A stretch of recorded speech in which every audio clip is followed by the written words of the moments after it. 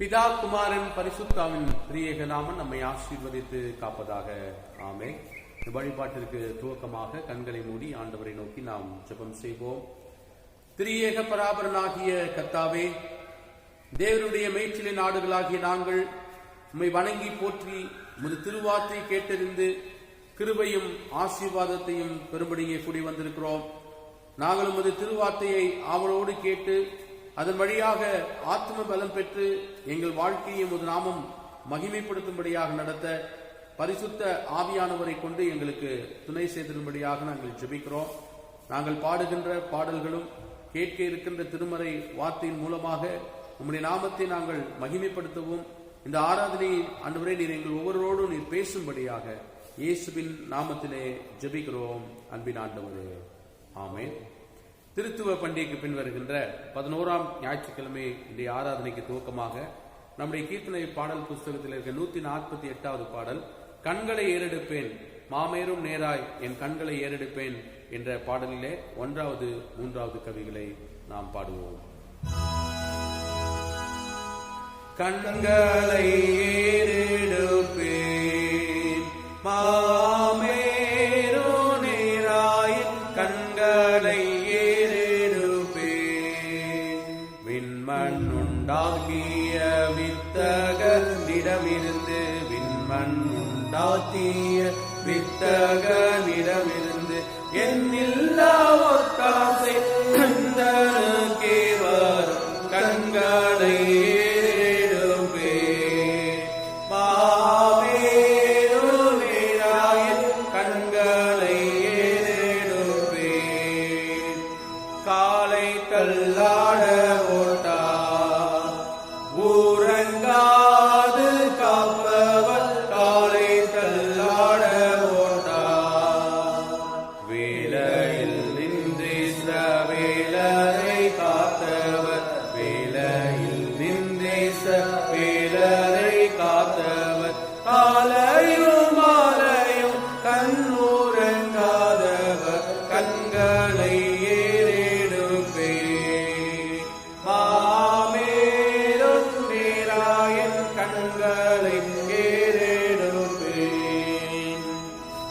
எல்லா தீமைகளுக்கும் என்னை விலக்கி காப்பாரே. எல்லா தீமைகளுக்கும் பொல்லா உலகினில் போக்குவரத்தையும் பொல்லா உலகினில் போக்குவரத்தையும் நல்லாத்துமாவையும் நாடோறும் காப்பவர் கண்களை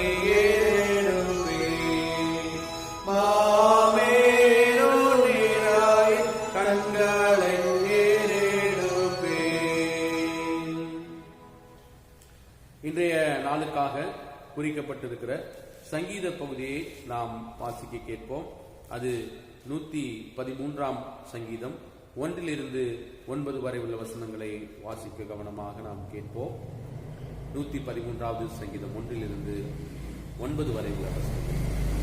அல்லேலூயா, கர்த்தருடைய ஊழியக்காரரை துதியுங்கள், கர்த்தருடைய நாமத்தை துதியுங்கள். இது முதல் என்னென்றைக்கும் கர்த்தருடைய நாமம் ஸ்தோத்தரிக்கப்படுவது. சூரியன் உதிக்கும் திசை தொடங்கி அது அஸ்தமிக்கும் திசை மட்டும் கர்த்தருடைய நாமம் துதிக்கப்படுவதாக. கர்த்தர் எல்லா ஜாதிகள் மேலும் உயர்ந்தவர், அவருடைய மகிமை வானங்களுக்கு மேலானது. உன்னதங்களில் வாசம் பண்ணுகிற நம்முடைய தேவனாகிய கர்த்தருக்கு சமமானவர் யார்? அவர் வானத்திலும் பூமியில் உள்ளவைகளை பார்க்கும்படி தம்மை தாழ்த்துகிறார். அவர் சிறியவனை புழுதியிலிருந்து தூக்கி விடுகிறார், எளியவனை குப்பையிலிருந்து உயர்த்துகிறார். அவனை பிரபுக்களோடும் தமது ஜனத்தின் அதிபர்களோடும் உட்கார பண்ணுகிறார். மலடியை சந்தோஷமான பிள்ளை தாட்சியாக்கி வீட்டிலே குடியிருக்கிற பண்ணுகிறார். அல்லேலூயா என்பது. பிதாவுக்கும் குமாரனுக்கும் பரிசுத்த ஆவியானவருக்கும் மகிமை உண்டாவதாக. ஆதியிலேயும் இப்போதும் எப்போதும் உள்ள சதா காலங்களிலும் இருக்கிறபடியே ஆமென். மீண்டும் நாம் நம்முடைய ஞான பாடல் புஸ்தகத்திலே 143வது பாடல் ஞான பத்தாவே என்ற பாடலிலே முதல் 2 கவிகளை பாடுவோம். ஞான பத்தாவே பாவக்கேட்டிலே சாகும் என்னை தப்புவித்து சேர்த்த உம்மை நான் துதித்து போற்ற வேண்டுமே. ஞானப்பத்தாவே என்ற பாடல்ல முதல் 2 கவிகளை நான் பாடும். 143வது பாடல் முதல் 2 கவிகளை. ஞானப்பத்தாவே பாவக்கேட்டிலே சாகும் என்னை தப்புவித்து சேர்த்த உம்மை நான் துதித்து போற்ற வேண்டுமே. ஞானப்பத்தாவே அன்புருவு நீர் என்னை தேவனே அன்பாய் பார்த்தாலதினாலே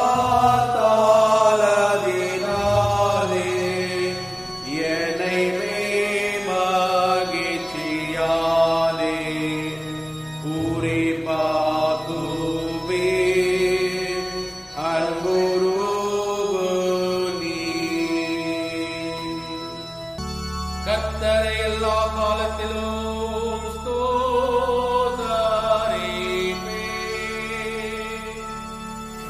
அவர் துதி எப்போதும் என் வாயில் இருக்கும். என்னோடு சேர்ந்து கர்த்தரை மகிமைப்படுத்துங்கள். நாம் ஒருமித்து அவன் நாமத்தை உயர்த்துவோம். கர்த்தர் நல்லவர் என்பதை ருசித்து பாருங்கள். அவரிடம் அழைக்கலும் ஒரு மனுஷர் பாக்கியவான்.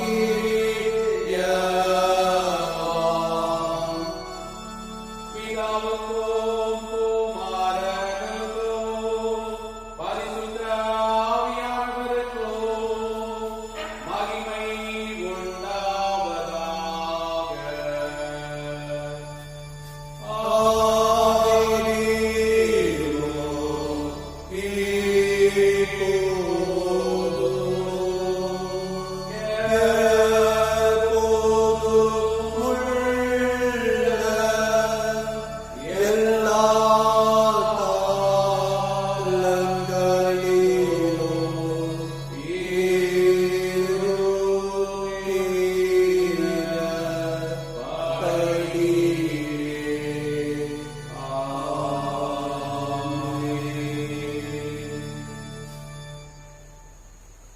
அன்புக்குரியவர்களே, பராபரன் நமது இருதயத்தை திறந்து நம்முடைய பாவங்களை அறிக்கை செய்து ஆத்ம பசிதாகத்தோடு அவரது கிருபைக்காக மன்றாடுவோம். வாருங்கள். கிருபையும் இரக்கமும் உள்ள பராபரனே, நாங்கள் பாவிகளாய் பிறந்து மனதினாலும் வாக்கினாலும் செய்கையினாலும் மிகுதியான பாவங்களை செய்து உமது நித்திய தண்டனைக்கு தகுதியுள்ளவர்களாய் இருக்கிறோம் என்பதை ஒப்புக்கொள்கிறோம். கடவுளே, பாவியாக எங்களிடம் கிருபையுள்ளவராயிரும். கர்த்தாவே, நாங்கள் மெய்யான விசுவாசமும் சுத்த இதயம் உள்ளவர்களாய் பூமியும் செய்யும்படி எங்கள் பாவ குணத்தை மாற்றி எங்களை சுத்திகரித்தருளும். தந்தையாகிய கடவுளே, எல்லாவற்றையும் படைத்தவரே, உம்முடைய மக்களாக எங்களுக்கு இரங்கும் இருக்கும். எங்களிடம் கிருபை கொண்டு எங்களுக்கு துணை செய்ததும். கிறிஸ்துவே, உலக மீட்பரே, கெஞ்சி கேட்கிற எங்களுக்கு இரங்கும். எங்களிடம் கிருபை கொண்டு எங்களுக்காக பரமந்து வேண்டுதல் செய்ததும். பரிசுத்த ஆவியானவரே,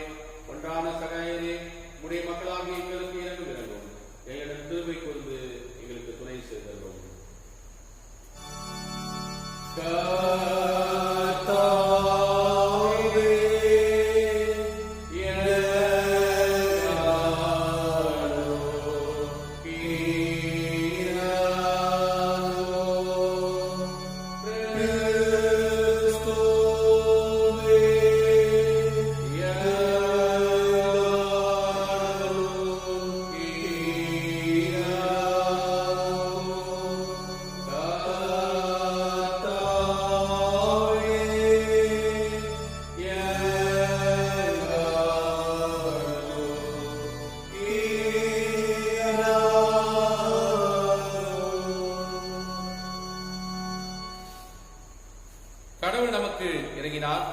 அவர் தம்முடைய ஒரே பேரான குமாரன் விசுவாசம் கொள்ளும் எவரும் கெட்டெழுந்து போகாமல் நித்திய வாழ்வை பெறும்படி அவரை தந்தளினார். இந்த அளவுக்கு அவர் உலகத்தின் மீது அன்பு கூர்ந்தார்.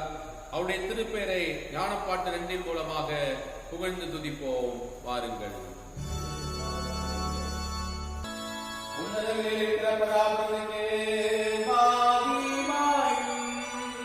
பூமியிலே சமாதானமும் மனிதர் பேரிலே பிரியமும் உண்டாவதாக.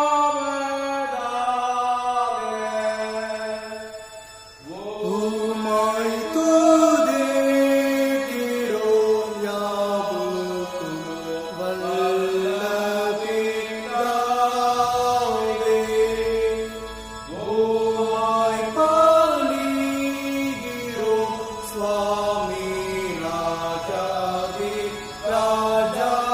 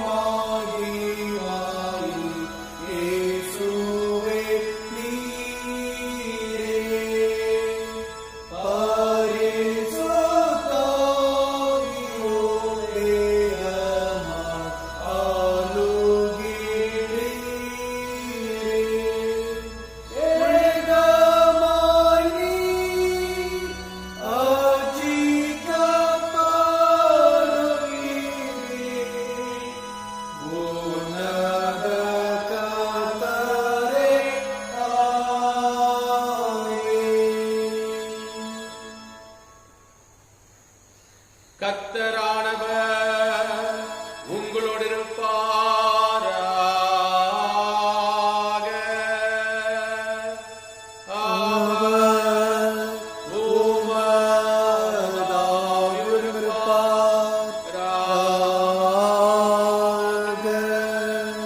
பிரார்த்தனை செய்வோமாக. எல்லா நித்திய கடவுளே, பாவிகளாகி நாங்கள் வேண்டிக் கொள்வதற்கும் நினைக்கிறதற்கும் மேலாக செய்யவல்ல பேரன்புள்ள கர்த்தாவே, உமது இரக்கத்தை எங்கள் மீது பொழிந்தருளி எங்கள் மனசாட்சிக்கு விரோதமாக நாங்கள் செய்த யாவற்றையும் எங்களுக்கு மன்னித்து நாங்கள் உங்களிடம் கேட்க துணியாதவற்றையும் எங்களுக்கு கொடுத்தருள வேண்டும் என்று உம்மோடு பரிசுத்த ஆவியானவரோடும் என்றென்றைக்கு ஜீவித்த அரசாளுகிற எங்கள் நாதர் இயேசு கிறிஸ்துவின் மூலமாக உம்மை வேண்டிக் கொள்ளுவோம். சுவாமி.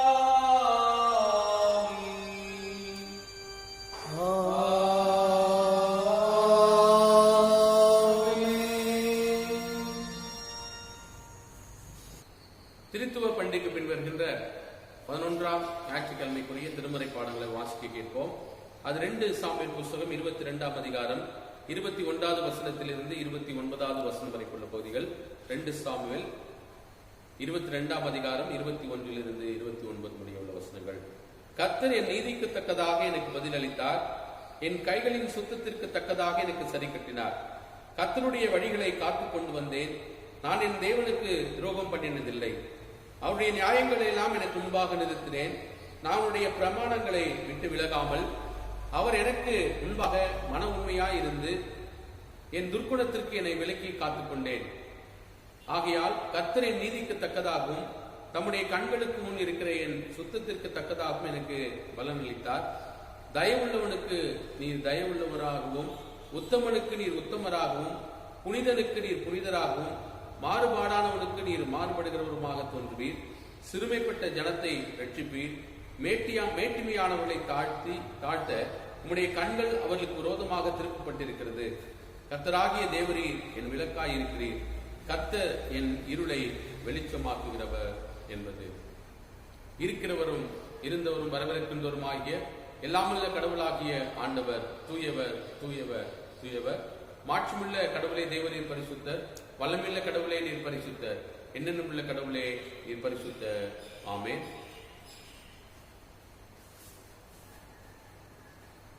அந்தபடியே இந்த நாளுக்குரிய நிருப பகுதியை வாசிக்க நாம் கவனமாக கேட்போம். திருத்துவ திருநாளுக்கு பின் வந்த 11ஆம் ஞாயிற்றுக்கிழமைக்குரிய நிருப பகுதி அது பிலிப்பியர் 3ஆம் அதிகாரம் 7 - 11 முடிய உள்ள வசனங்களை நான் திருவெளிய மொழிபெயர்ப்பிலிருந்து வாசிக்கிறேன். கவனமாக நீங்கள் கேளுங்கள். பிலிப்பியர் 3ஆம் அதிகாரம் 7 - 11 முடிய உள்ள வசனங்கள். ஆனால் எனக்கு ஆதாயமான இவை அனைத்தும் கிறிஸ்துவின் பொருட்டு இழப்பு என கருதினேன். உண்மையில் என்னை பொறுத்தமட்டில் என் ஆண்டவராம் கிறிஸ்து இயேசுவை பற்றிய அறிவே நான் பெற்ற ஒப்பற்ற செல்வம். இதன் பொருட்டு மற்ற எல்லாவற்றையும் இழப்பாக கருதுகிறேன். அவர் பொருட்டு நான் அனைத்தையும் இழந்துவிட்டேன். கிறிஸ்துவை ஆதாயமாக்கிக் கொள்ள எல்லாவற்றையும் குப்பையாக கருதுகிறேன். கிறிஸ்துவோடு இணைந்திருப்பதற்காக தான் நான் இவ்வாறு கருதுகிறேன். திருச்சட்டத்தின் அடிப்படையில் நான் கடவுளுக்கு ஏற்புடையவனாக இயலாது. கிறிஸ்துவின் மீது கொண்டுள்ள நம்பிக்கையில் தான் அவருக்கு நான் ஏற்புடையவன் ஆக முடியும். இந்த ஏற்புடைமையை கடவுளிடமிருந்து வருவது நான் நம்பிக்கை அடிப்படையாக கொண்டது. கிறிஸ்துவையும் அவர் தம் உயிர்த்ததின் வல்லமையும் அறியவும், அவருடைய துன்பங்களில் பங்கேற்று சாவில் அவரை ஒத்திருக்கவும் விரும்புகிறேன். அப்பொழுதுதான் நானும் இறந்தோடும் உயிர்த்தெழ இயலும் என்றார் என்பது. வாசிக்கப்பட வேண்டிய நிருப வாக்கியம் வாசிக்கப்பட்டு முடிந்தது. நாம் நித்திய வாழ்வை அடைபடி கடவுள் இந்த திருவார்த்தைகளை நம்முடைய இருதயங்களை நித்திய ஜீவனுக்கு நிலைத்திருக்க செய்வாராக. ஆமென்.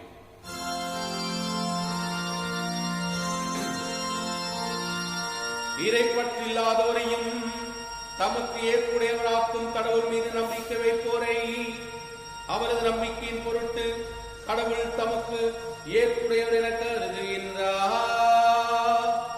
ஆண்டவர் எந்த மனிதரில் தீச்செயலை எண்ணவில்லையோ அவர் பேறு பெற்றவர்.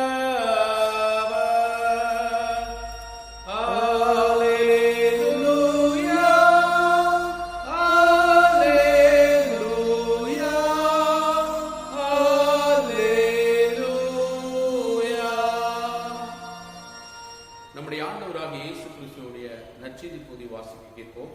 அது லூக்கா என்பவர் எழுதின நற்செய்தி நூல் 18ஆம் அதிகாரம் 9 - 14 முடிய உள்ள வசனங்களை நான் திருவிழைய மொழிபெயர்ப்பிலிருந்து வாசிக்கிறேன். லூக்கா 18ஆம் அதிகாரம் 9 - 14 வரை உள்ள வசனங்கள். தாங்கள் நேர்மையானவன் என்று நம்பி மற்றவர்களை இகழ்ந்து ஒதுக்கும் சிலரை பார்த்து இயேசு இந்த உவமையை சொன்னார். இருவர் இறைவனிடம் வேண்ட கோயிலுக்கு சென்றனர். ஒருவர் பரிசேயர், மற்றவர் வரி தண்டுபவர்.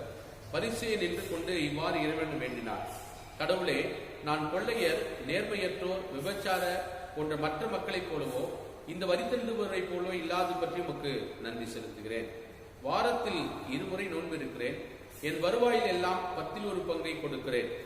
ஆனால் வரி தண்டுபவர் தொலைவில் நின்று கொண்டு வானத்தை அண்ணாந்து பார்க்க கூட துணியாமல் தம் மார்பிலே அடித்துக் கொண்டு, கடவுளே, பாவியாகி என் மீது இறங்கியலும் என்றார். இயேசு பரிசேயர் அல்ல, வரி தண்டுபவரே கடவுளுக்கு ஏற்புடையராக வீடு திரும்பினார். ஏனெனில் தம்மை தாமே உயர்த்துவோர் தாழ்த்த பெறுவர், தம்மை தாமே தாழ்த்துவோர் உயர்த்த பெறுவர் என நான் உங்களுக்கு சொல்லுகிறேன் என்றார் என்பது. பராவனுடைய நல்ல வார்த்தைக்காக அவருக்கு ஸ்தோத்திரம்.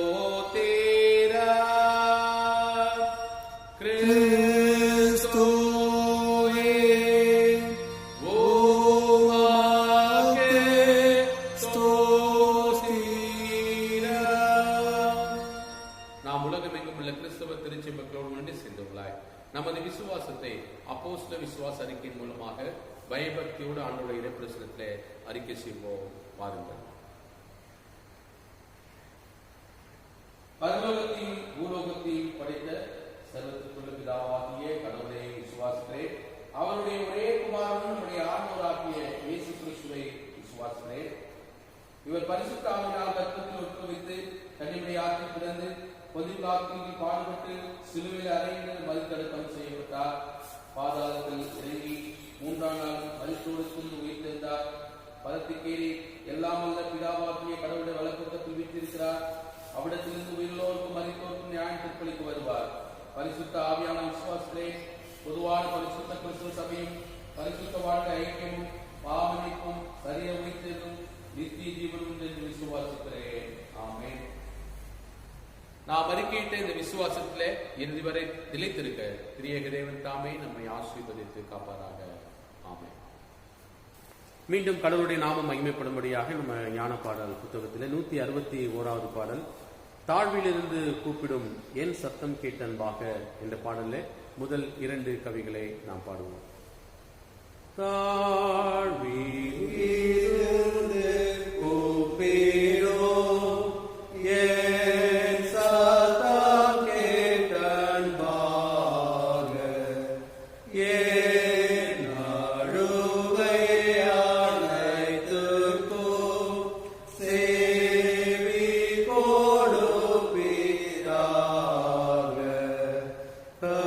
கர்த்தாவே பாவ குற்றத்தை நீர் மன்னியாமல் நீதியை பார்த்தாயா நீர்கள் கூடும்.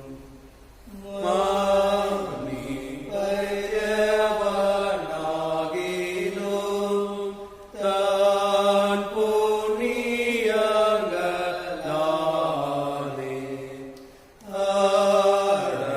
யான் உம்மை யாவரும் தாழ்வான மனத்தாலே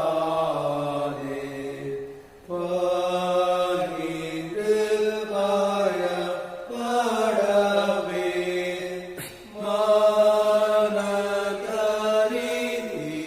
மனதறிந்தீரருகே மன்னிக்கிறீர் கர்த்தாவே. நம்முடைய பரம தந்தையாகிய கடவுளிடமிருந்தும் ஆண்டவராகிய இறைவன் இயேசு கிறிஸ்துவிலிருந்து உங்களுக்கு கிருபையும் சமாதானமும் உண்டாவதாக. ஆமென். வாரும் பரிசுத்த ஆவியானவரே, உம்மை விசுவாசிக்கிற எங்கள் உள்ளத்திலே நீ தங்கியிருந்து அதை உமது அன்பினால் நிரப்பியருளும். பற்பல மொழிகள் பேசும் பற்பல நாட்டினரை ஒரே விசுவாசம் உடையவர்களாய் இருக்கும்படி கூட்டி சேர்த்திருக்கிற தேவரீர், உமது சத்தியத்தை கொண்டு எங்களை உமக்கென்று பிரதிஷ்டை செய்தலும். உமது வசனமே சத்தியம். சுவாமி. ஆமென். கிறிஸ்துவுக்குள் அன்பான இறைமக்களே, திருத்துவ பண்டிகைக்கு பின்வருகின்ற 11ஆம் ஞாயிற்றுக்கிழமையாக இன்றைய நாளிலே தமிழ் சுவிசேஷ லுத்தரன் திருச்சபை புது எருசலேம் ஆலயத்தின் சார்பாக உங்களுக்கு இறைவாழ்த்தை அனைவருக்கும் நாங்கள் கூறிக்கொள்கின்றோம். இந்த நாளிலும் ஆண்டவருடைய பெரிதான கிருபையினாலே யூடியூப் மூலமாகவும் ஃபேஸ்புக் மூலமாகவும் ஆண்டவருடைய இறை செய்தியை கேட்டுக்கொண்டிருக்கிற அருமையான ஒவ்வொரு சபையாருக்கும் எங்களுடைய வாழ்த்துக்களை தெரிவித்துக் கொண்டு இந்த நாளிலே நம்முடைய தமிழ் சுவிசேஷ லுத்தரன் திருச்சபை நாம் தியானிக்கும்படியாக நமக்கு கொடுத்திருக்கிற திருமறை பகுதி, அது லூக்கா என்பவர் எழுதின நற்செய்தி நூல் 18ஆம் அதிகாரம் வசனங்கள் 9 14 முடிய உள்ள வசனங்களை ஏற்கனவே நாம் வாசித்திருக்கிறோம். மீண்டும் ஒரு முறை வாசித்து அதை குறித்ததான ஒரு இறைச்செய்தியை இந்த நாளிலே நாம் தெரிந்து கொள்வோம். லூக்கா நற்செய்தி நூல் 18ஆம் அதிகாரம் 9 14 வரையுள்ள வசனங்களை மீண்டுமாக ஒரு முறை நான் வாசிக்கிறேன். அன்றியும் தங்களை நீதிமான்கள் என்று நம்பி மற்றவர்களை அற்பமாய் எண்ணின சிலரை குறித்து அவர் ஒரு ஊமையை சொன்னார். 2 மனுஷர் ஜெபம் பண்ணும்படி தேவாலயத்திற்கு போனார்கள். ஒருவன் பரிசேயன், மற்றவன் ஆயக்காரன். பரிசேயன் என்று, தேவனே, நான் பரிகாரர், அநியாயக்காரர், விபச்சாரக்காரர் ஆகிய மற்ற மனுஷரைப் போலவும் இந்த ஆயக்காரனைப் போலவும் இராததினால் உம்மை ஸ்தோத்தரிக்கிறேன். வாரத்தில் 2 தரம் உபவாசிக்கிறேன். என் சம்பாத்தியத்தை எல்லாம் தசமமாகவும் செலுத்தி வருகிறேன் என்று தனக்குள்ளே ஜெபம் பண்ணினான். ஆயக்காரன் தூரத்திலே நின்று தன் கண்களையும் வானத்திற்கு ஏறெடுக்க துணியாமல் தன் மார்பிலே அடித்துக்கொண்டு, தேவனே, பாவியாகிய என் மேல் கிருபையாயிரும் என்றான். அவன் அல்ல, இவனே நீதிமாக்கப்பட்டவனாய் தன் வீட்டுக்கு திரும்பி போனான் என்று உங்களுக்கு சொல்லுகிறேன். ஏனெனில் தன்னை உயர்த்துகிறவனவனும் தாழ்த்தப்படுவான், தன்னை தாழ்த்துகிறவனும் உயர்த்தப்படுவான் என்றார் என்பது.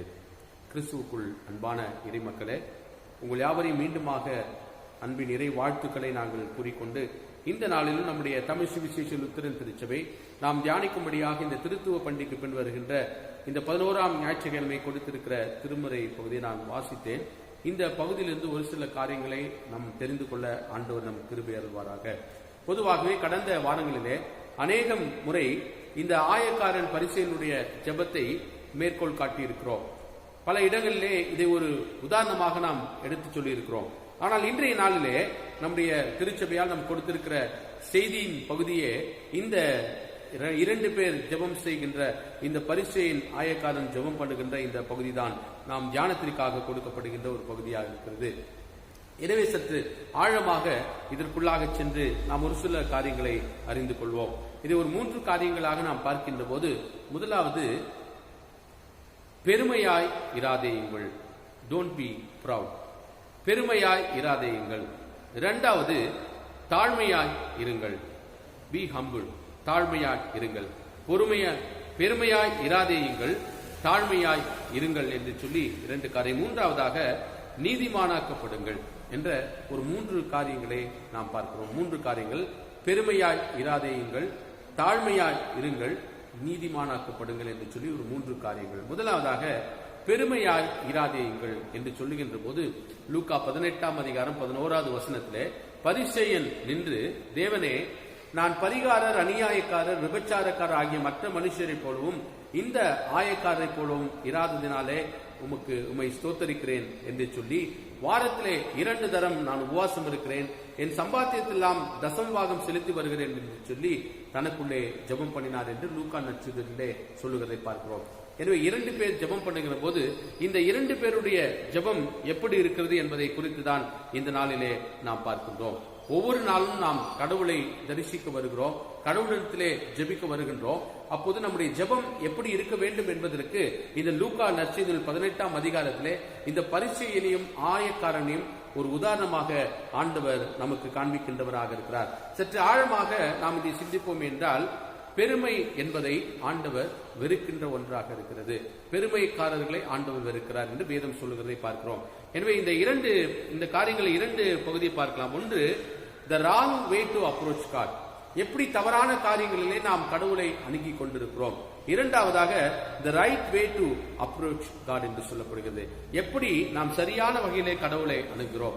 2 விதமாக நாம் கடவுளை அணுகுகின்றோம். ஒன்று, தவறான காரியங்கள் மூலமாக நாம் கடவுளை அணுகுவது, இன்னொன்று சரியான பாதையிலே கடவுளை அணுகுகின்ற ஒரு காரியமாக இருக்கிறது. இந்த இடத்துல இயேசுவின் காலத்திலே வாழ்ந்த மக்களை குறித்து இந்த இடத்துல சொல்லுகிறார். இயேசுவின் காலத்திலே பரிசேயர் என்கின்ற ஒரு கூட்டம், இவர்கள் ஸ்காலர் என்று அழைக்கப்படுகிறார்கள், நிறைய கற்று தேர்ந்தவர்கள், இறையியல் ஞானம் படைத்தவர்கள். எனவே இவர்கள் சமய தலைவர்களாகவும் இருக்கின்ற ஒரு மக்களாக இருக்கின்றார்கள். எனவே பக்திமானாய் இருப்போம் என்று சொல்லி இருக்கிறார்கள் என்று சொல்லி உலகிற்கு காண்பிக்கின்ற ஒரு கூட்டமாக இந்த பரிசேயர்கள் இருந்தார்கள் என்று பார்க்கிறோம்.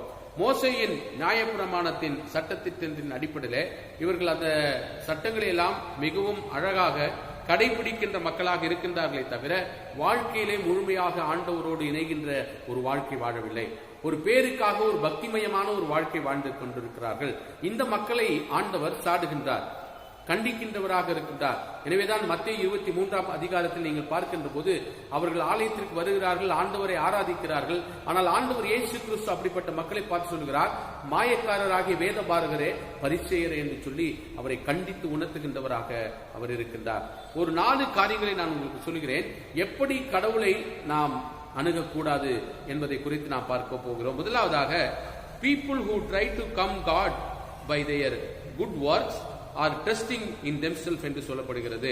இந்த 4 காரியங்களை பார்க்கின்ற போது தங்களுடைய நன்மையான காரியங்களின் மூலமாக கடவுளை அடைந்து விடலாம் என்று தவறாக சிந்தித்துக் கொண்டிருக்கிறார்கள். எனவேதான் இந்த இடத்திலே தன்னுடைய பக்தியை இந்த பரிசேயன் வெளியிலே சொல்லி காண்பிக்கின்றவராக இருக்கிறார். நான் உபவாசம் இருக்கிறேன், நான் தசமாக கொடுக்கிறேன், அதுவும் பாருங்க, வாரத்தில் 2 தரம் நான் உபவாசம் இருக்கிறேன், என் சம்பாத்தியத்தெல்லாம் நான் தசமபாகம் செலுத்தி வருகிறேன் என்று சொல்லி தன்னுடைய பெருமைகளை மனதிலே நினைத்துக் கொண்டிருக்கின்றான். எபேசியர் 2ஆம் அதிகாரம் 8 9 வசனம் 2 வசனம் சொல்லுகிறது, கிருபையினாலே விசுவாசத்தை கொண்டு ரட்சிக்கப்பட்டீர்கள், இது உங்களால் உண்டானதல்ல, இது தேவனுடைய ஈவு, ஒருவரும் பெருமை பாராதபடி இது கிரிகளினாலே உண்டானதல்ல என்று சொல்கிறார். ஒருவேளை நான் ஆண்டவரோடு நெருங்கி இருக்கிறது என்னுடைய செயல்களை பார்த்து, என்னுடைய பக்தியை பார்த்து ஆண்டவரிடத்தில் வருவது கிடையாது. அவர் இலவசமாய் நாம் அந்த ரட்சிப்பை ஆண்டவரிடத்திலிருந்து பெற்றுக்கொண்டோம் என்று சொல்லுகிறதை நாம் பார்க்கிறோம். எனவே நம்மளுடைய காரியங்களை வைத்து மற்றவர்களுக்கு நாம் உதவி செய்கிறோம், நன்மை செய்கிறோம் என்ற காரியங்களை வைத்து நாம் ஆண்டவரிடத்திலே அணுகக்கூடாது என்று சொல்லுகிறார். இந்த ஜெபத்திலே நாம் பார்க்கிறோம், his prayer mentioned God once, I 5 times என்று சொல்லப்படுகிறது. கடவுளை ஒரே ஒரு வாட்டி தான் இவர் கூப்பிடுறாரு. எடுத்தோடனே பரிசேயன் நின்று தேவனே அப்படின்னு சொல்றாரு.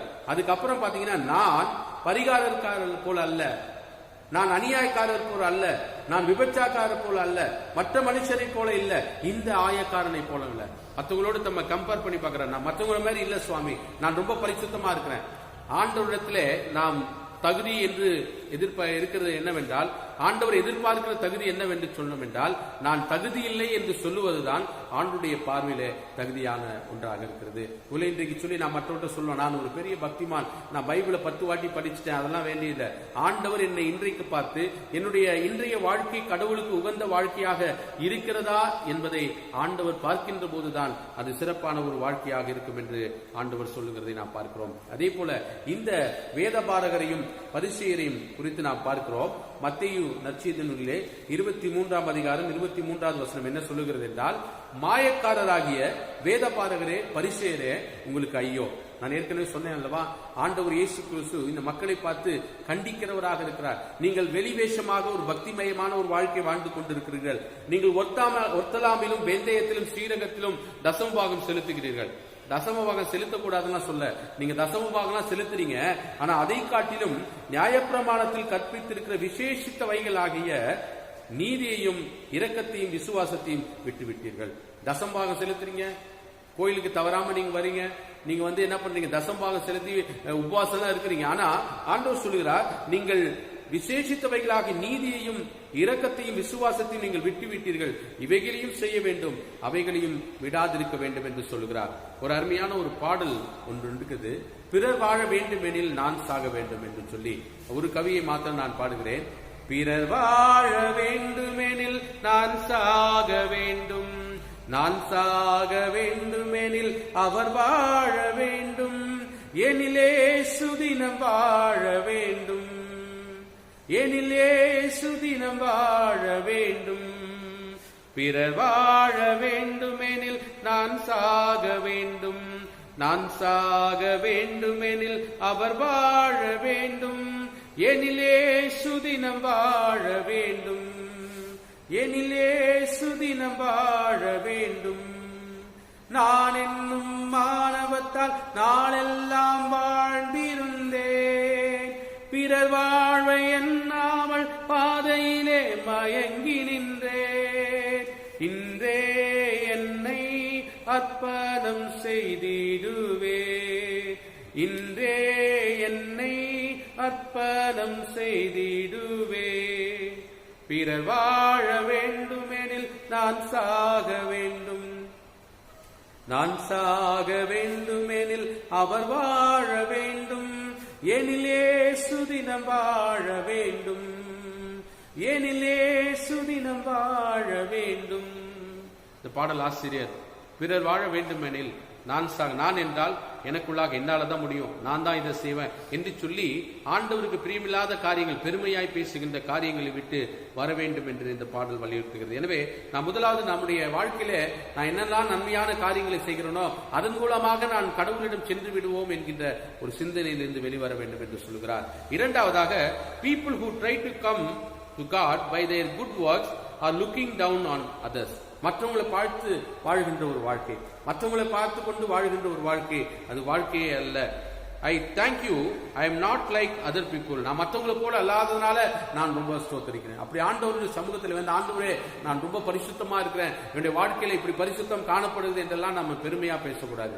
ஆண்டவருடைய சமூகத்தில் வருகின்ற போது, நம்மை தாழ்த்தி அவருடைய சமூகத்தில் அர்ப்பணிக்கின்ற போது, ஏன்னா மனுஷன் முகத்தை பார்க்கிறான், கடவுள் நம்முடைய உள்ளத்தை பார்க்கிறார். நம்முடைய உள்ளத்தில் நம்ம இப்ப என்னென்ன நினைச்சிட்டு இருக்கோம்? இந்த செய்தியை கேட்டுக்கொண்டிருக்கிற அருமையான தேவ ஜனமே, நீங்கள் இந்த செய்தியை கேட்டுக்கொண்டிருக்கிறது உங்களுடைய மனதில் என்னென்ன காரியங்களை குறித்து நீங்கள் யோசித்துக் கொண்டிருக்கிறீர்கள் என்பதெல்லாம் கடவுள் ஆராய்ந்து அறிந்திருக்கிறவராக இருக்கிறார். சங்கீதம் 139:1 சொல்லுகிற, தேவனே நீர் என்னை ஆராய்ந்து அறிந்தவராக இருக்கிறீர். மூன்றாவதாக நாம் பார்த்தோம், people who try to come to God by their good works are looking at things outwardly, not at their hearts became God என்று சொல்லப்படுகிறது. கடவுளுடைய சமூகத்திலே வருகின்ற போது நம்முடைய இருதயம் கடவுளுக்கு நேராக இருக்க வேண்டும். ஏனென்றால் கடவுள் நம்மை அறிந்தவராக இருக்கிறார். நாம் யோசிக்கிறதை, நாம் நினைக்கிறதை எல்லாம் அவருக்கு தெரிகிறதுனாலே நம்முடைய இருதயம் கடவுளுக்கு நேராக இருக்க வேண்டும். ஒருவேளை இந்த இடத்திலே பரிசேயன் தன்னுடைய உபவாசத்தை குறித்தும் தன்னுடைய தசமபாகத்தை குறித்து பெருமையாக எண்ணிக்கொண்டுதான் கடவுளை பார்க்கிறானே தவிர தன்னுடைய இருதயத்தின் ஆழத்திலிருந்து கடவுளை பார்க்கின்ற ஒரு பார்வை அல்ல.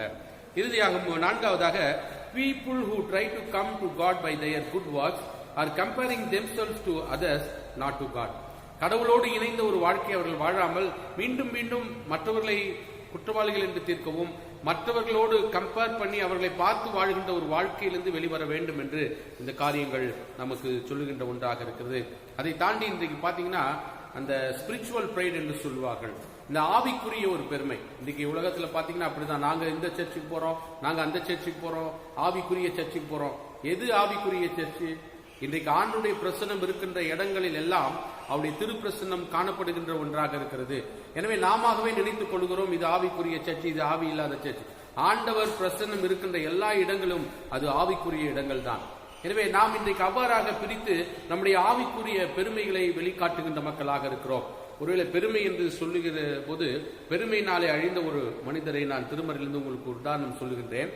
1 சாமுவேல் புஸ்தகம் 17ஆம் அதிகாரத்திலே நீங்கள் பார்த்தீர்கள் என்றால், அங்கு கோலியாத் தாவீதுடைய அந்த சம்பவத்தை நாம் அங்கு பார்க்கின்றோம். அதற்கு முன்பதாக நீதிமொழிகள் 16:18 என்ன சொல்லுகிறது? அழிவுக்கு முன்னானது அகந்தை என்று சொல்லுகிறது. கோலியாத்துடைய வாழ்க்கையில கூட பார்க்கின்ற போது தாவீது ஒரு சிறுவனாக இருக்கிறதை பார்த்து கோலியாத் அவனை பார்த்து தாவீதை பார்த்து கிண்டல் அடிக்கின்றவராக 1 சாமுவேல் 17:44 சொல்கிறார், என்னிடத்திலே வா, நான் மாமிசத்தை ஆகாயத்து பறவைகளுக்கும் காட்டு மிருகங்களுக்கு கொடுப்பேன் என்று சொல்லி தாவீதை மிகவும் ஏளனமாக பேசுகின்றார். பெலிஸ்தியன் தாவீதை நோக்கி 43வது வசனம், நீ தடிகளோட என்னிடத்தில் வர நான் நாயா என்று சொல்லி அவன் தன் தேவர்களை கொண்டு தாவீதை சபிக்கின்றவனாக இருக்கிறான், தாவீதை திட்டுகின்றவனாக இருக்கிறான். அது மாத்திரமல்ல, நீ வா, என்னிடத்திலே உன்னுடைய மாம்சத்தை ஆகாயத்து பறவைகளுக்கும் காட்டு விலங்குகளுக்கு கொடுக்கிறேன் என்று சொல்லி அந்த இடத்துல தாவீதை ஏளனம் செய்கிறதை பார்க்கலாம். கடைசியிலே நடந்தது என்னவென்றால், ஒரே ஒரு கவன் கல்லினாலே தாவீது கோலியாத்தை வெற்றி சிறந்தார் என்று பார்க்கிறோம். கிறிஸ்துவுக்குள் அன்பானவர்களே, ஒரு ஆண்டுடைய சமூகத்திலே நாம் பெருமையாக பேசுவதை தவிர்க்கின்ற மக்களாக இருக்க அழைக்கப்படுகின்றோம். யோபு 33:11 வசனம் சொல்லுகிறது, உன் அலைகளின் பெருமை இங்கே அடங்க கடவது என்று சொல்லி கடலின் அலைகளுக்கும் ஒரு யோபு 33:11 உன் அலைகளின் பெருமை இங்கே அடங்க கடவது என்று சொல்லி அலைகளின் பெருமைக்கும் ஆண்டவர் ஒரு எல்லையை வைக்கின்றவராக இருக்கிறார். ஒருவேளை நாம் கடற்கரை அருகில் நீங்கள் போய் பார்த்தீர்கள் என்றால் அலை மிகவும் பெரிதாக வேகமாக வந்தாலும் கூட அதுக்கென்று ஆண்டவர் ஒரு எல்லையை வைத்திருக்கிறார். அதை தாண்டி அது வராது. ஆண்டோடைய அனுமதியோடு தான் சுனாமி வந்தாலும் எது வந்தாலும் சரி, ஆண்டோடைய அனுமதியோடு தான் அது வரும். ஒருவேளை சொல்ல, உன்னுடைய அலைக்கின் பெருமைக்கு நான் ஒரு தடையை நான் வைத்திருக்கிறேன், அங்கு ஒரு எல்லையை வைத்திருக்கிறேன் என்று சொல்லுகிறார். இன்றைக்கு கூட நம்முடைய வாழ்க்கையில நாம் பெருமைக்கு ஒரு எல்லை வேண்டும். பெருமையே நம்முடைய வாழ்க்கையில் இருக்கக்கூடாது. ஆனாலும் கூட ஆண்டவருடைய நாமம் மகிமைப்படும்படியாக தான் நம்முடைய வாயிலிருந்து வார்த்தைகள் வர வேண்டும் என்று சொல்லுகிறார். நான் ஒரு வசனத்தை சொல்றேன், அந்த வசனத்தை நம்ம கேட்டா ரொம்ப அதிர்ச்சியா இருக்கும். சங்கீதம் 12ஆம் அதிகாரம் 3வது வசனம் என்ன சொல்லுகிறது என்றால், பெருமை பேசும் நாவையும் இச்சகம் பேசுகிற உதடுகளையும் கர்த்தர் அறுத்து போடுவார் என்று சொல்லுகிறது. ஒருவேளை இது எவ்வளவு கடினமான ஒரு வார்த்தை பாருங்க. நம்ம பெருமையா பேசிக்கிட்டு இருந்தா ஒரு நாள் அதற்கான முடிவை கடவுளத்திலிருந்து நாம் கண்டிப்பாக பெற்றுதான் ஆக வேண்டும். எத்தனை நாள் நம்ம பெருமையை, நம்ம குடும்பத்து பெருமையை, நம்முடைய பெருமை பேசிக்கிட்டே இருப்போம்? எவ்வளவு நாள் பேச போறோம் இந்த உலகத்துல? இன்னைக்கு இந்த கொரோனா காலங்களை பார்க்கிறோம். திடீர் மரணங்கள் வந்து கொண்டிருக்கிற சூழ்நிலையிலே எத்தனை நாட்கள் என்னுடைய உங்களுடைய பெருமைகளை மாத்திரம் நான் பேசிக் கொண்டிருப்போம் என்பதை யோசித்து பார்க்க அழைக்கப்படுகிறோம். எனவே நாம் நாவு மிகவும் கவனத்தோடு ஒவ்வொரு வார்த்தை, வாயிலிருந்து வருகின்ற வார்த்தை மிகவும் கவனமாக இருக்க வேண்டும். யாக்கோபு 4ஆம் அதிகாரம் 5-8 வசனங்கள் சொல்லுகிறது என்னவென்றால், நாவானது சிறிய அவயவமாயிருந்தும் பெருமையானவர்களே அது பேசும். அதோட வேலை என்னன்னா, என்னை குறித்து நான் ரொம்ப பெருமையா பேசுறதுதான் அந்த நாவுக்கு வேலை. பாருங்க, நாவு ஒரு சின்ன உறுப்பு தான், ஆனா அதனுடைய வேலை என்னன்னா பெருமையாகவே அது பேசிக் கொண்டிருக்கும். நாவை அடக்க ஒரு மனுஷனாலும் கூடாது, அது அடங்காத பொல்லாங்கானதும் சாவுக்கேதுமான விஷயம் நிறைந்ததும். பாருங்க, நம்முடைய வாயிலே விஷயம் இருக்குன்னு வேதத்தில் சொல்லுகிறது. So the tongue is a small member, yet it boasts a great employs. No one can tame the tongue, a restless evil full of deadly poison.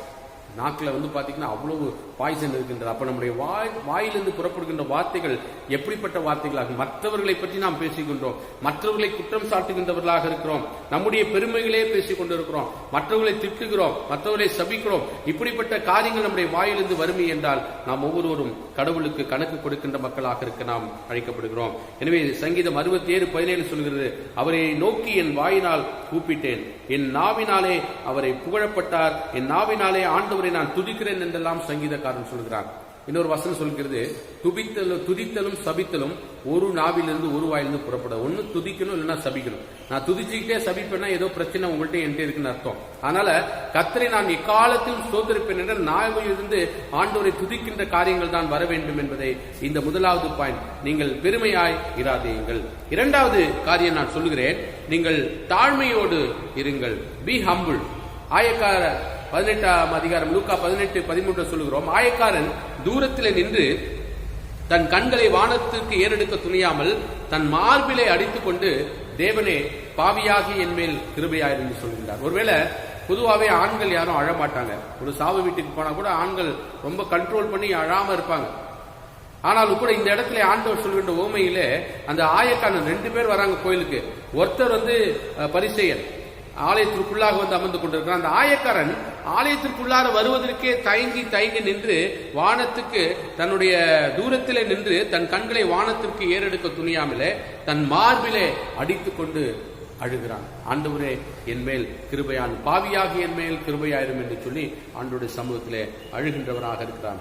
பரிசேயன் தன்னை எந்த அளவிற்கு நல்லவன் என்று காண்பிக்கணும் என்று காண்பித்தாரோ அது பரிசேயனுடைய அந்த பிஹேவியரா இருக்கிறத பார்க்கிறோம். ஆனா ஆயக்காரன் கடவுளின் கிருபை எப்படி பாவிகள் மேல் இருக்கிறது என்பதை நமக்கு காண்பிக்கின்றவராக இருக்கிறார். எனவேதான் நம்முடைய நற்செய்தி பகுதியில மத்தேயு 5ஆம் அதிகாரம் 3வது வசனம், ஆவியில் எளிமை உள்ளவர்கள் பாக்கியவான்கள் என்று வேதம் சொல்கிறது. Blessed are those poor in spirit, for there is the kingdom of heaven. Theirs is the kingdom of heaven சொல்லப்படுகிறது. ஆவியில் எளிமை என்பது கடவுளிடத்தில் தான் வரும். அந்த எளிமை என்பது கடவுளுடைய குணமாக இருக்கிறது. ஆண்டவர் இயேசு கிறிஸ்து நீங்க பார்க்கின்ற போது அவர் கடவுளுக்கு சமமாய் இருப்பதை ஒரு கொள்ளையாடின பொருளாக எண்ணாமல் அடிமை ரூபம் எடுத்து மனித சாயலானார் என்று சொல்லி பிலிப்பியர்ல நாம் வாசிக்கிறோம். அது திரும்பி நாம் ஒரு முறை வாசிப்போம். எனவே நம் கடவுளத்தில் வருகின்ற போது நம்மை வெறுமையாக்கி, ஆண்டவரே நான் ஒன்றுமில்லை சுவாமி, ஆண்டோடைய சமூகத்தில் வரும்போது நான் பெரிய பிரில்லியன்ட், பெரிய நான் ஸ்காலர், எனக்கு எல்லாம் தெரியும் அப்படின்னு சொல்லி ஆண்டோடைய சமூகத்தில் வந்தோம்னா பரிசேயனை போல நம்ம ரிஜெக்ட் பண்ணப்படுகிறதா ஆகிவிடுவோம். ஆனால் ஆயக்காரனை போல கடவுளே உங்களுடைய சமூகத்தில் நான் வந்திருக்கேன் சுவாமி, என்னை நீங்க அங்கீகரித்து ஏற்றுக்கொள்ளணும் சுவாமி, என்னுடைய குற்றங்கள் என் குறைகள் எல்லாம் நீங்க மன்னிக்க வேண்டும். நான் காலையிலிருந்து என்னென்ன வார்த்தைகள் வாயிலிருந்து பேசினேன், காலையிலிருந்து என்னென்ன நான் தகாத காரியங்களை செய்தேன், எல்லாவற்றையும் உங்களுடைய சமூகத்துக்கு முன்பதாக நான் கொண்டு வந்து என்னை அறிக்கை செய்கிறேன், என்னை ஒப்படைக்கிறேன் என்று சொல்லி ஆண்டுடைய சமூகத்தில் நாம் காத்து நிற்கின்ற போது அது மாத்திரமல்ல, கீழ்கண்ட காரியங்களை நாம் ஆலயத்திற்கு வரும்போது பெற்றுக்கொள்ள வேண்டும் என்று ஆண்டவர் விரும்புகிறார். முதலாவது எம்டி, நான் என்னை வெறுமையாக்கணும். நான் என்னை வெறுமையாக்கினால் தான் ஆண்டுடைய சமூகத்திலே என்னாலே நிற்க முடியும் என்று சொல்லுகிறார். அதே போல இன்னும் நிறைய காரியங்கள், ஒரு வெறுக்கின்ற ஒரு காரியங்கள், வறிய நிலை, இம்பவர்ஸ்ட் என்று சொல்லுகின்றார். அதே போல டெஸ்பைஸ்ட், மனச்சோறு, வெறுக்கத்தக்க ஒரு சூழ்நிலை, பேங்க்ரப்ட் என்று சொல்கிறார்கள், திவாலான, ஐயோ நான் ஒண்ணுமே கிடையாது சுவாமி. அதே போல இந்த இடத்துல பார்க்கிறோம் நிறைய டெஸ்பரேட் பெக்கர்ஸ். எப்படின்னா கடவுள் சமூகத்தில் வந்தோடனே, ஆண்டவரே நான் ஒன்றும் இல்லாத ஒரு பிச்சைக்காரன் சுவாமி, அந்த நிலைமைக்கு என்னை தாழ்த்தி நான் ஆண்டவருடைய சமூகத்திலே வந்தேனே என்றால் அவர் என்னை உடனடியாக அவர் என்னை ஏற்றுக்கொள்ளுகின்றவராக இருக்கிறார். சகையுடைய வாழ்க்கையில பார்க்கிறோம். லூக்கா 19:5 சகையு இயேசுவை காண வேண்டும் என்றுதான் காத்திருந்தான். ஆனால் இயேசு சுவாமி அந்த மரத்திற்கு அடியில அத்திமரத்தை பார்த்து சகையை அங்க பார்த்து, சகைவே நீ சீக்கிரமா இறங்கி வா, இன்றைக்கு நான் உன் வீட்டிலே தங்க வேண்டும் என்று சொல்கிறார். எனவே அப்படிப்பட்ட ஒரு மனதை வெறுமையாக்கி ஆண்டவரை காண வேண்டும், ஆண்டவரை தரிசிக்க வேண்டும், ஆண்டவரை பார்க்க வேண்டும் என்று நான் நிற்கின்ற போது கடவுளே என்னை காண வருகின்றவராக இருக்கிறார். அதை கண்ட யாவரும் இவர் பாவியான மனுஷனிடத்தில் தங்க போகிறார் என்று சொன்னார்கள் என்று சொல்லி லூக்கா நட்சத்திரங்களை பார்க்கிறோம். கடவுள் நம்முடைய உள்ளங்களை பார்க்கிறவராக இருக்கிறார். அதற்கு ஒரு சம்பவத்தை நான் சொல்ல வேண்டும் என்றால், 1 சாமுவேல் புஸ்தகத்துல 16ஆம் அதிகாரம் 7வது வசனத்தை நான் ஏற்கனவே 2 முறை சொல்லியிருக்கேன். இருந்தாலும் அந்த பகுதியை நான் எதற்காக சொல்லுகிறேன் என்றால், ஈசாயை பார்க்கிறோம், தாவீதோட அப்பா. திடீர்னு கடவுள் என்ன சொல்கிறார் என்றால், சவுலை தள்ளிவிட்டு தாவீதை அரசனாக அங்கீகரித்து அவரை தாவீதை இஸ்ரவேலின் 2ஆம் அரசராக சாமுவேல் மூலமாக தெரிந்து கொள்ளப்படுகின்றார். சாமுவேல் ஈசாயோட வீட்டுக்கு போய் அங்க நின்று, எப்பா உன் குடும்பத்திலிருந்து கடவுள் இந்த நாட்டுக்கு ராஜாவை ஏற்படுத்துறாரு, அதனால எல்லா பிள்ளைங்களும் வர சொல்லு அப்படின்னு சொல்லும் போது அந்த இடத்துல என்ன நடக்குதுன்னா, லூக்கா 16:7 கர்த்தர் சாமுவேலை நோக்கி, அதற்கு முன்னாடி பாத்தீங்கன்னா அவர்கள் வந்த போது அவன் எலியாவை பார்த்த உடனே கர்த்தரால் அபிஷேகம் பண்ணப்படுவன் இவன் தானாக்கும் என்று தப்பா யோசிக்கிறார். ஒரு மனுஷனோட கால்குலேஷனும் கடவுளுடைய கால்குலேஷன் எவ்வளவு வித்தியாசமா இருக்குது. சாமுவேல் இங்க என்ன பண்றாருன்னா, ஈசாயினுடைய முதல் மகன் எலியாவை பார்த்தோம்னா இவன் தான் முதல் பையன், இவன் தான் நல்ல வாட்ட சாட்டமா இருக்கிறான், இவன் தான் இந்த நாட்டுக்கு ராஜாவாக கடவுள் தெரிஞ்செடுத்தார் என்று சொல்லி இவர் தான் ராஜா என்று நினைக்கின்ற போது சாமுவேலுக்கு அங்க கடவுள் சொல்கிறார், நீ இவனுடைய முகத்தையும் உன்னுடைய சரீர வளர்ச்சியும் பார்க்க வேண்டாம், நான் இவனை புறக்கணித்தேன். இவன் ரிஜெக்ட் ஆயிட்டான். அடுத்து என்ன சொல்றாரு, மனுஷன் பார்க்கிறபடி நான் பாரேன், மனுஷன் முகத்தை பார்ப்பான், கர்த்தரோ இருதயத்தை பார்க்கிறார் என்று சொல்கிறார். நீங்கள் எல்லாம் முகத்தை தான் பார்க்க, ஆனால் நான் ஒவ்வொருடைய உள்ளத்தை நான் பார்க்கிறேன் என்று சொல்கிறார். இன்றைக்கு ஆலயத்திற்கு ஒரு 100 பேர் வரோமா, இந்த செய்தியை கேட்டுக்கொண்டிருக்கிற 200 பேர் கேட்கிறீங்களா, நாங்க எல்லாரும் மனுஷன் முகத்தை பார்க்கணும், ஆனா கடவுள் உங்களுடைய உள்ளத்தை பார்க்கிறார். இந்த செய்தியை கேட்டுக்கொண்டிருக்க அன்பான சகோதரே சகோதரியே, இன்றைக்கு நீ என்ன காரியங்கள் நினைத்துக் கொண்டிருக்கிறார் என்பது ஆண்டவருக்கு வெட்ட வெளிச்சமாக இருக்கிறது. ஆண்டவருக்கு மறைவாய் எதுவுமே கிடையாது. எனவே நீங்கள் எப்படிப்பட்ட ஒரு நொறுக்கப்பட்ட ஒரு சூழ்நிலையில அல்லது காயப்பட்ட ஒரு சூழ்நிலையில அல்லது அவமானப்படுத்த ஒரு சூழ்நிலையில நீங்கள் இருந்தீர்கள் என்றால் கடவுள் உங்களை காண்கின்றவராக இருக்கிறார். உங்களுடைய சூழல்களை அவர் மாற்றுகின்றவராக இருக்கிறார், மாற்றி உங்களை உயர்த்துகின்றவராக இருக்கிறார். ஒருவேளை இந்த இடத்துல நான் பார்க்கின்ற போது சகைவு ஊர்ல எல்லாம் சொல்றாங்க, பாவியான மனுஷன் வீட்டுக்கு இவர் போறாரே அப்படின்னு சொல்றாரு. ஆனா இந்த ஊருக்கு வேணா சகைவு பாவியாக இருக்கலாம். ஆனால் ஆண்டவர் லூக்கா நற்செய்தியில் 19ஆம் அதிகாரம் 9வது வசனத்தில் சொல்லுகின்ற போது என்ன சொல்லுகிறார் என்றால், நான் எடுத்து வாசிக்கிறேன் பாருங்க. ஊருக்கு வேண்டுமானால் சகைவு அந்த இடத்துல பாவியாக இருக்கலாம். இந்த இடத்துல பாருங்க, இயேசு அவனை நோக்கி, இன்றைக்கு இந்த வீட்டுக்கு ரட்சிப்பு வந்தது, இவனும் ஆபிரகாமுக்கு குமாரன். எவ்வளவு பெரிய ஒரு பெரிய ஆசீர்வாதம் பாருங்க, எவ்வளவு பெரிய ஒரு ரிலேஷன்ஷிப். ஊர்ல எல்லாரும் சொன்னாங்க சகை ஒரு பாவியான மனுஷன், ஆனா ஆண்டவர் சொல்றாரு இவன் ஆபிரகாமினுடைய குமாரன் என்று சொல்றான். அதனால ஊர்ல எதை சொல்றது பத்திலாம் நம்ம கவலைப்பட்டு இருந்தா நம்மளால வாழ முடியாது. என்ன குறிச்சு என் ஆண்டவர் என்ன சொல்கிறார், என்ன குறிச்சு என் ஆண்டவருக்கு தெரியும். அவர் என்னை குறித்து எல்லாத்தையும் நியாயம் விசாரிக்கிறார். ஒரு நாள் அவர் என்னை நியாயம் விசாரிப்பார் என்ற ஒரு சிந்தனையோடு நான் வாழ்கின்ற போது ஊர்ல எதை பத்தி பேசுறாங்க என்ன பத்தி பேசுறாங்க பத்தி நான் கவலை கிடையாது.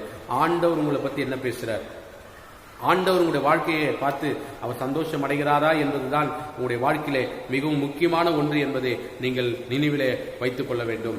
இந்த ஆயக்காரனுடைய வாழ்க்கையில நான் பார்க்கிறோம், முதலாவது the tax collector is filled with the fear of God. கர்த்தருக்கு பயப்படுகிற பயம். கிறிஸ்துவுக்குள் அன்பான சகோதரி சகோதரியே, இன்றைக்கு நீ பரம்பரை கிறிஸ்தவராக இருக்கலாம், ஆனா கடவுளுக்கு பயப்படுகிற பயம் என்னுடைய வாழ்க்கையில உங்களுடைய வாழ்க்கையில் இல்லைன்னா நீங்க வாழ்கின்ற கிறிஸ்தவ வாழ்க்கை 100% வேஸ்ட் அப்படின்னு தான் நான் சொல்லுவேன். ஏன்னா இந்த இடத்துல ஒரு ஆயக்காரன் பாவியான ஒரு மனுஷன் அந்த சமூகத்தில் நின்று, ஆண்டவரே ஆலயத்திற்குள்ளார வர முடியல ஏன்னா எனக்கு பயமா இருக்கிறது என்று சொல்லி கர்த்தருக்கு பயப்படுகிற ஒரு பயம் இன்றைக்கு நம்முடைய வாழ்க்கையில் வேண்டும் என்று ஆண்டவர் சொல்கிறார். எனவேதான் சங்கீதம் 128 சொல்லுகிறார், கர்த்தருக்கு பயப்படுகிற மனிதன் ஆசீர்வதிக்கப்படுவான் என்று சொல்லுகிறது.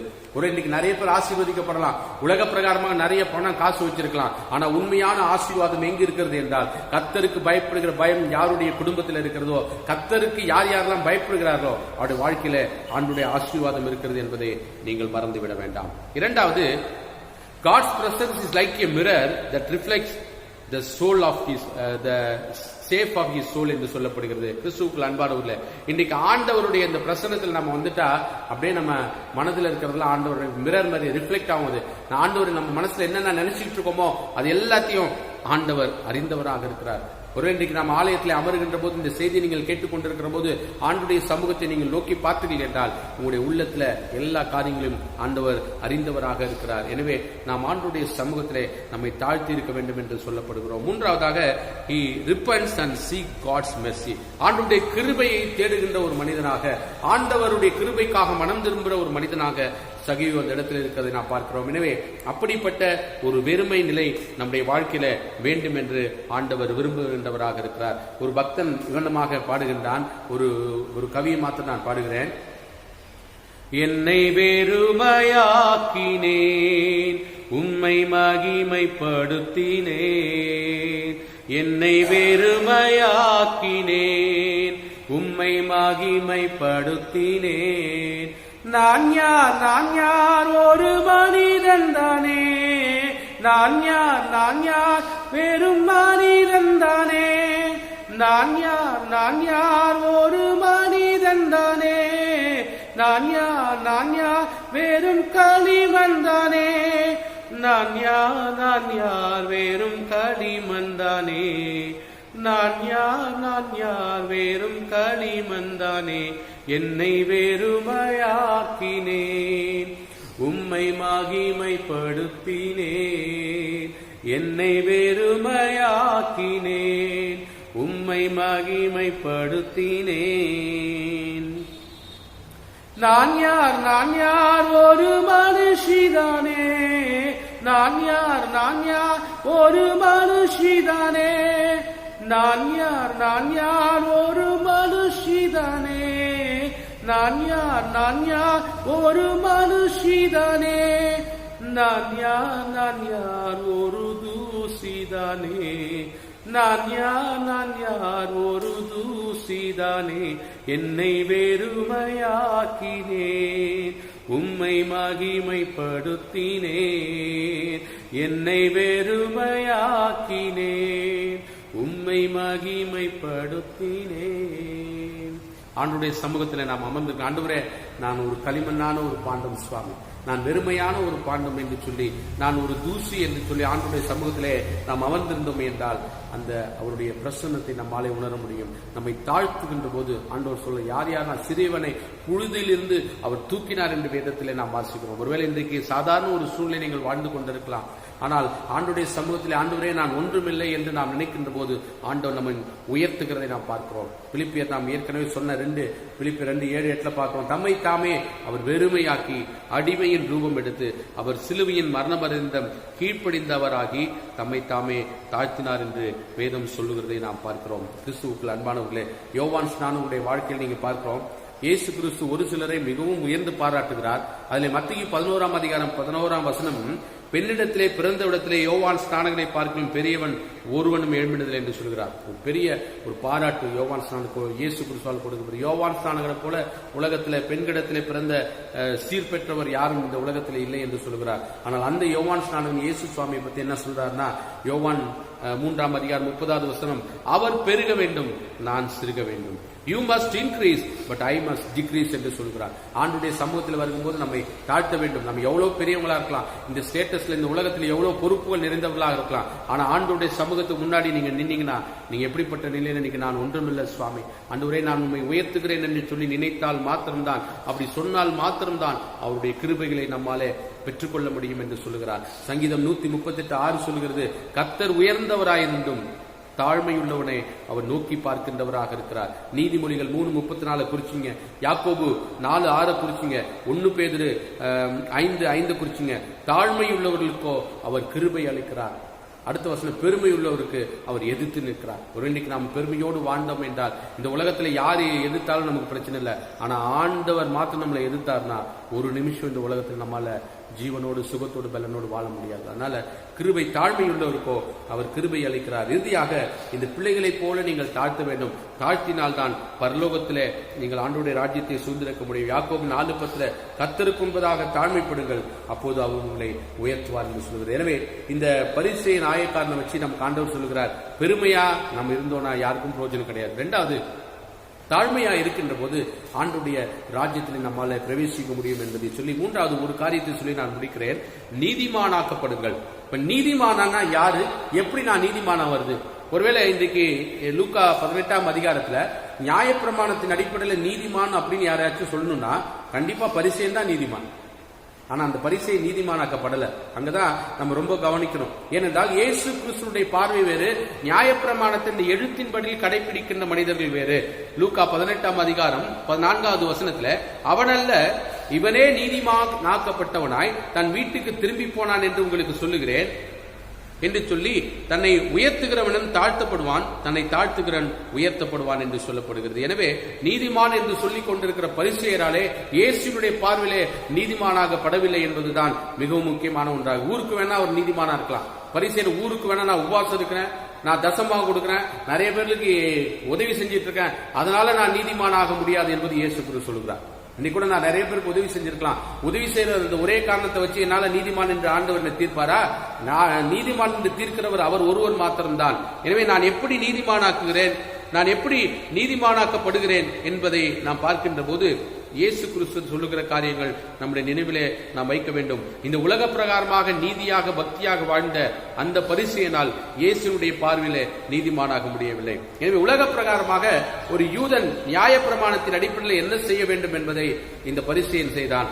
யூத பாரம்பரியத்தின் அடிப்படையில் என்ன செய்ய வேண்டும் என்பதை அந்த பரிசேயன் செய்தான். எனவே அந்த இடத்துல அந்த எழுத்தின்படி நியாயப்பிரமாணமோ அல்லது யூத பாரம்பரியமோ அந்த பரிசேயனை காப்பாற்றவில்லை. எனவேதான் நான் ஏற்கனவே சொன்ன மத்தேயு 23:23 தசமபாகலாம் நீ சரியா தான் செலுத்துற, எல்லாத்தையும் நீ சரியா செலுத்தின.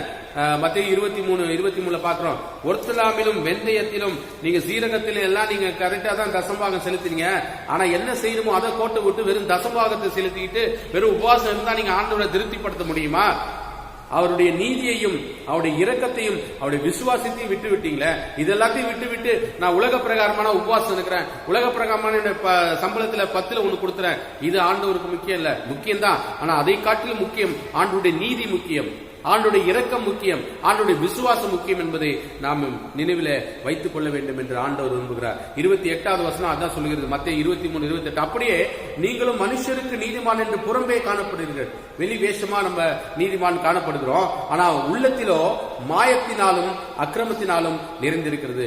அதற்கு முன்னாடி தான் ஆண்டவர் சொல்றார், மாயக்காரராகிய பரிசேயரே வேதபாகரே உங்களுக்கு ஐயோ, நீங்கள் வெள்ளை அடிக்கப்பட்ட கல்லறைகள்.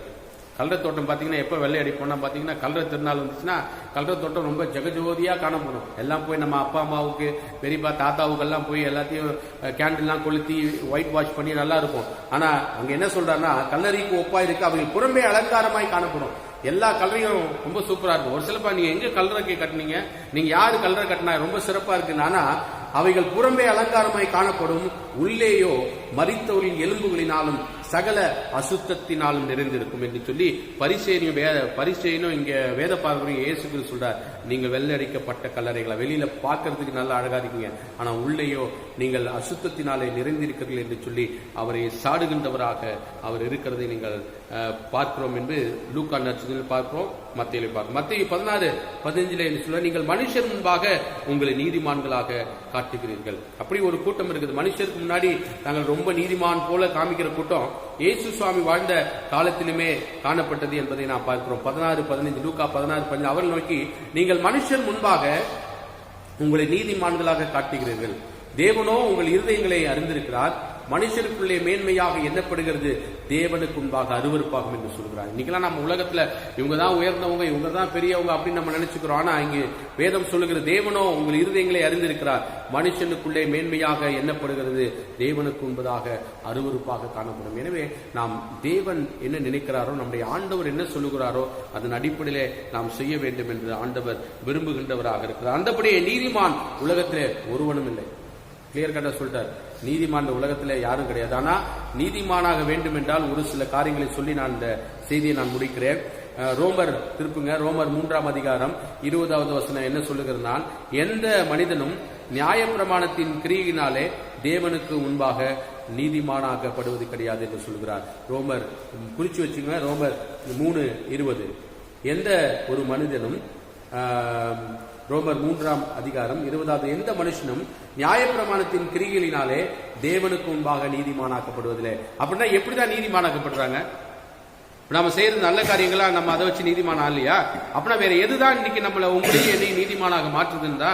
ஒரு சில காரியங்களை மாத்த நான் சொல்றேன். நீங்க வீட்டுல இந்த வாரம் முழுவதும் நீங்க ஆராய்ங்க என்ன ஆண்டவர் சொல்வார். ரோமர் 5:9 எடுத்து நீங்கள் வாசித்துக் கொள்ளுங்க. ரோமர் 5:9 வசனம் என்ன சொல்லுகிறது என்றால், இப்படி நாம் அவருடைய ரத்தத்தினாலே நீதிமான்களாக்கப்படுகிறோம்.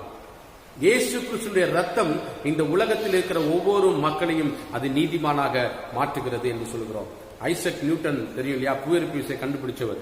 அவர்கிட்ட போய் ஒரு பத்திரிகையாளர் கேட்கிறார், நீங்க நிறைய அந்த புயல் எல்லாம் கண்டுபிடிச்சீங்க, இன்னும் நிறைய இன்வென்ஷன் நிறைய கண்டுபிடிச்சிருங்க, நீங்க கண்டுபிடிச்சதுல உங்களை வியந்த ஒரு கண்டுபிடிப்புனா என்னன்னு கேட்டப்ப ஐசக் நியூட்டன் சொன்னாரா, நான் கண்டுபிடிச்ச கண்டுபிடிப்புல அரிய கண்டுபிடிப்பு என்னன்னா, இந்த இயேசு கிறிஸ்துவினுடைய ரத்தம் உலகத்தில் இருக்க எல்லா மக்களையும் அது பரிசுத்தமாக்குது, ரசிக்கிறது தான் நான் கண்டுபிடித்த கண்டுபிடிப்பிலே சிறப்பானது என்று சொல்லுகிறார். கிறிஸ்துவுக்கு அன்பானவர்களே, ரோமர் 5ஆம் அதிகாரம் அதைத்தான் சொல்லுகிறது.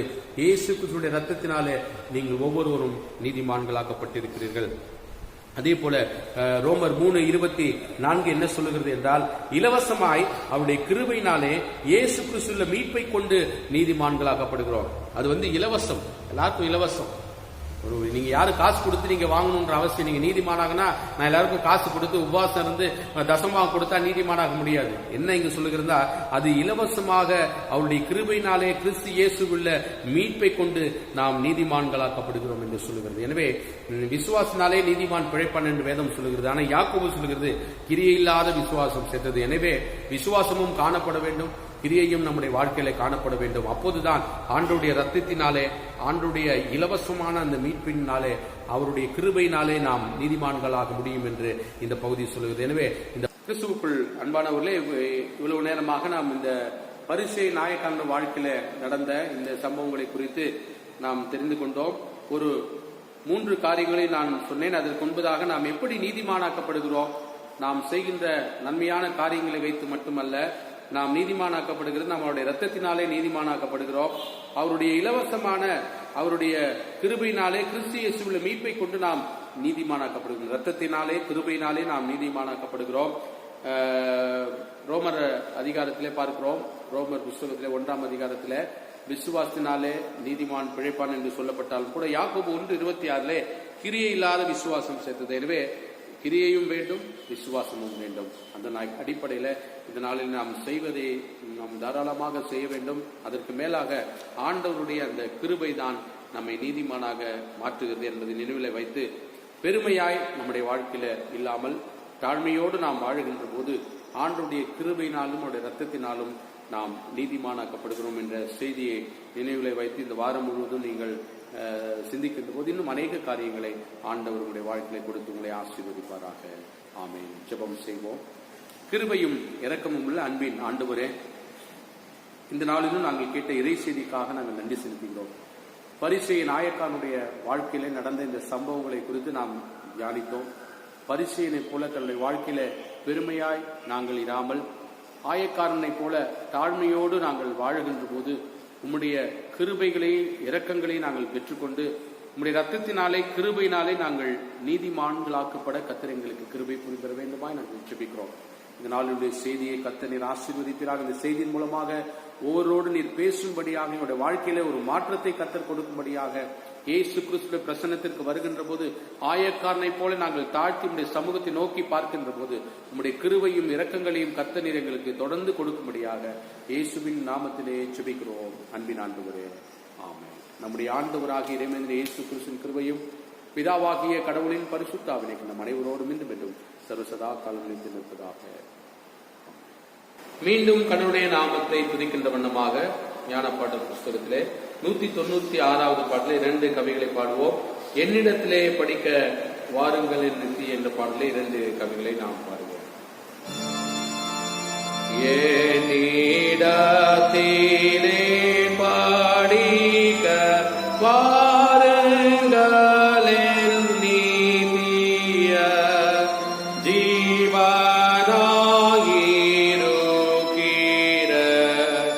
இயேசு சொல்லி போதிவிக்க வந்திருக்கும் போதக ரட்சகரு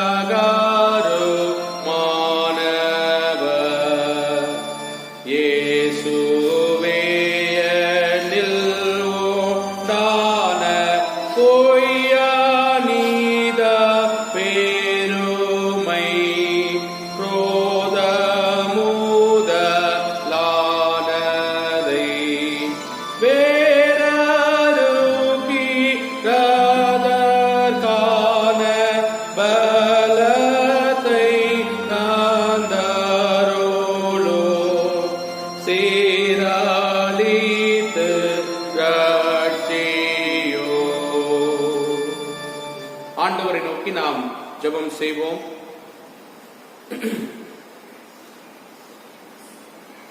அன்புள்ள புறாவர்களே, எங்கள் ஒன்றான மீட்பரின் பிதாவே, இவ்வுலகில் உமது திருச்சபையை கண்ணோக்கி ஆசீர்வதியும்.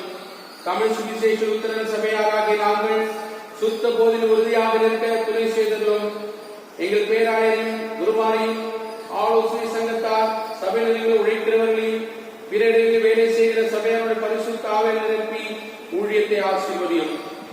எல்லோரையும் மீட்க வல்லுவது நற்செய்தி எங்கும் பரவும்படி செய்து பிற மதத்தினோரை முக்கியமாக ஊராரையும் நாட்டினரையும் தேவரையும் திருப்பி எல்லும்.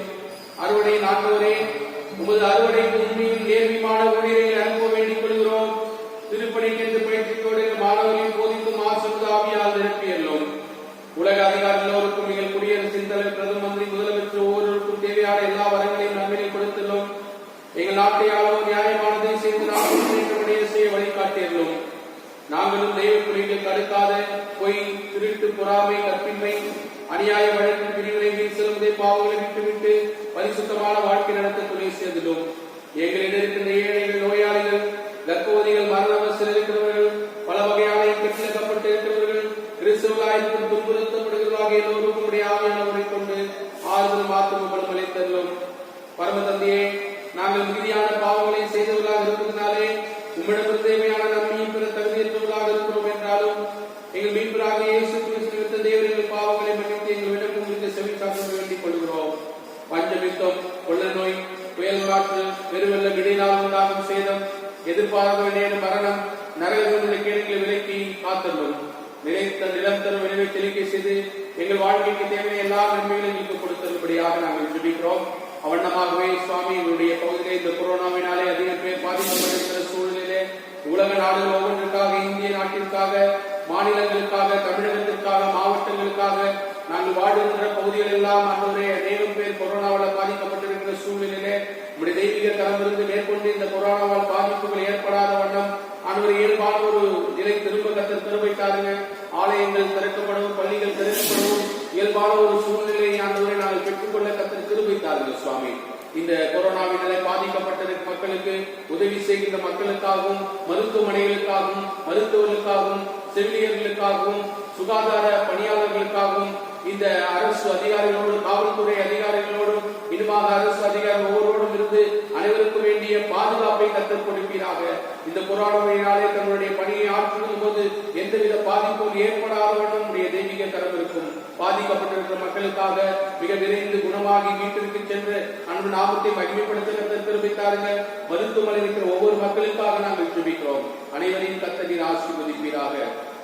எங்கள் மரண வேளையிலே மனக்கலக்கம் இல்லாமல் எங்கள் ஆவியை பிதாவாகிய உம்முடைய கரங்களில் ஒப்புவித்து மோட்ச ராஜ்யத்தை அடைபடி அனுமதிக்க வேண்டும் என்று இயேசுவின் வழியாக வேண்டிக் கொள்கிறோம். சுவாமி, ஆமென். நாம் யாவரும் சேர்ந்து ஆண்டவர் கற்பித்த இறைவேண்டலை சொல்லுவோம். பரமண்டலங்களின் பிதாவே, உம்முடைய நாமம் பரிசுத்தப்படுவதாக, உம்முடைய ராஜ்யம் வருவதாக, உம்முடைய சித்தம் பரமண்டலத்திலே செய்யப்படுவது போல பூமியிலேயும் செய்யப்படுவதாக. அன்றன் வேண்டிய எங்கள் அப்பத்தை எங்களுக்கு தாரும். எங்கள் கடனாளிகளுக்கு நாங்கள் மன்னிக்கிறது போல எங்கள் பாவ கடன்களை எங்கள் மன்னியும்.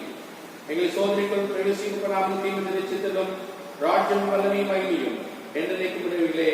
சுவாமி, ஆமென். கர்த்தரானவர் உங்களோடு இருப்பாராக.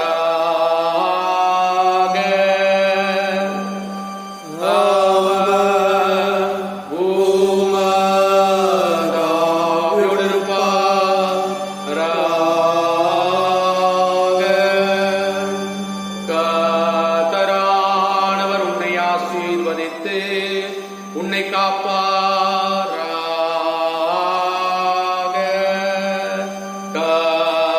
கர்த்தரானவர் தமது திருமுகத்தை உன்மேல் பிரகாசிக்க செய்து உன்னிடம் கிருபையுள்ளவராயிருப்பாராக. கர்த்தரானவர் தமது திருமுகத்தை உனக்கு பிரசன்னமாக்கி உனக்கு சமாதானம் தந்தல்வாராக.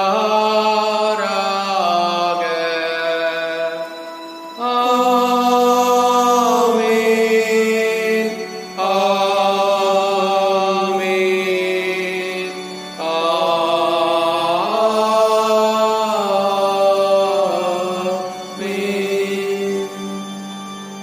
பாடலாக ஞானப்பாடல் 6வது பாடலே 4வது கவி, ஒன்றாக ஆண்டிருக்கிற திரியேக தெய்வமாகிய பிதா குமாரன் ஆவைக்கும் தோத்திரமே உண்டாக என்ற பாடலை நாம் கடைசி கவியை நாம் பாடுவோம். ஒன்றாக